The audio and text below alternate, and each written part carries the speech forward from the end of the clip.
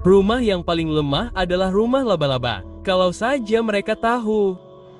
Dan itu bukan hanya karena jaringnya, tetapi juga karena apa yang terjadi di dalamnya. Rumah yang paling rapuh, rumah bagi perseteruan keluarga yang paling ganas. Hubungan suami istri yang semata-mata didasarkan pada penggunaan untuk penyempurnaan. Lihat, begitu mereka selesai kawin, sang istri akan memakan tubuh suaminya sendiri. Itu menjijikkan, dan begitu pula anak-anaknya. Lihat, begitu mereka dewasa, mereka akan mengunyah ibu mereka sendiri sebagai sumber makanan. Itu menyeramkan, itu kasar, saya tidak ingin membayangkannya, tetapi itu benar. Dan contoh-contoh yang digunakan, bukan karena Tuhan bisa kejam, tetapi agar Tuhan membuktikan bahwa rumah yang paling lemah adalah rumah yang penghuninya disiksa. Lihat, pernikahan dimaksudkan untuk membawa kebahagiaan, dan rumah adalah tempat perlindungan yang tenang dan nyaman bagi semua yang melewatinya. Dan jika Anda pernah terlibat dalam perselisihan, Anda harus belajar memahami bahwa pernikahan tidak selalu tentang Anda. Melainkan, belajar untuk hidup bersama sebagai satu. Meskipun kita masih hidup bersama sebagai dua orang dalam rumah tangga di mana setiap orang tahu bahwa mereka saling memiliki dengan cinta, kebaikan, dan belas kasihan. Jadi kita semua bisa rukun dan tidak perlu bertengkar setiap kali ada sesuatu yang salah karena Anda tidak dapat membangun rumah tangga di atas kekerasan dan kemudian mengharapkannya untuk berdiri kokoh. Maksud saya, pria macam apa yang akan menyakiti istrinya di kegelapan malam, membiarkannya berdarah sementara dia melukainya seumur hidup, harus menutupi memarnya saat dia mencoba menyembunyikannya dari pandangan?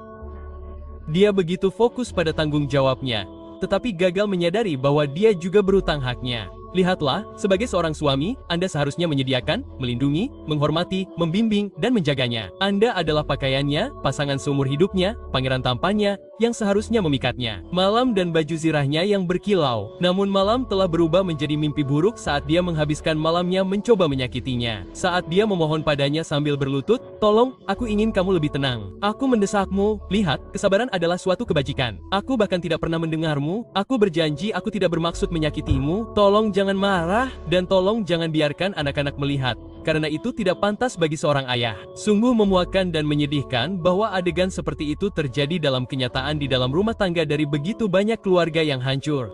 Sungguh malapetaka bahwa kita lupa apa arti pernikahan. Apakah kamu lupa bahwa yang terbaik di antara kamu dalam karakter adalah dia yang terbaik kepada istrinya? Nasihat terbaik dari orang yang tidak pernah menyakiti seorang pembantu, anak atau istri sepanjang hidupnya. Muhammad Sallallahu Alaihi Wasallam.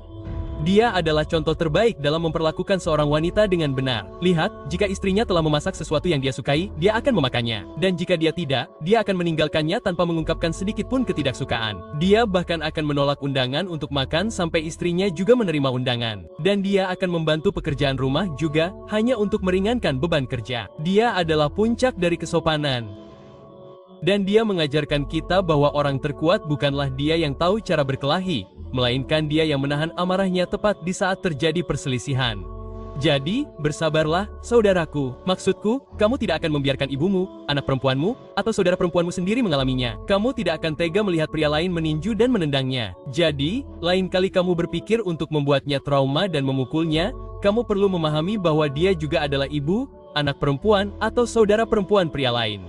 Jadi, saudariku, tidak ada manusia yang pantas menjalani hidup yang penuh kekerasan sendirian. Jadi, jika tidak diperlakukan dengan baik, jangan hidup dalam diam dan mencoba melawannya sendiri. Sebaliknya, carilah pertolongan dari Tuhan terlebih dahulu dan jangan takut untuk kemudian mengangkat telepon dan memberitahu orang-orang di sekitarmu bahwa kamu tidak lagi bersedia tinggal di rumah yang paling lemah.